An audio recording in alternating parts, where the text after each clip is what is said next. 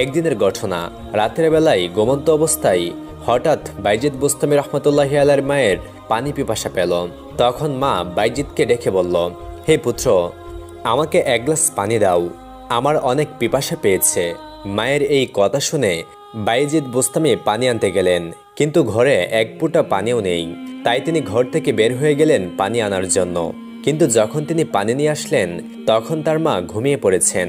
তখন তিনি ভাবলেন, মাকে ঘুম থেকে জাগানো ঠিক হবে না, আবার তারও ঘুমাতে যাওয়া ঠিক হবে না, কারণ যে কোনো সময় মা পানি চাইতে পারেন।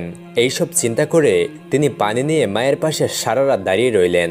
শীতের কনকনে রাত, হিমেল বাতাস আর ঠান্ডা তার হাত পা অবশ হয়ে যাওয়ার উপক্রম হলো, আর দুচোখ বেয়ে নামছে প্রচন্ড ঘুম।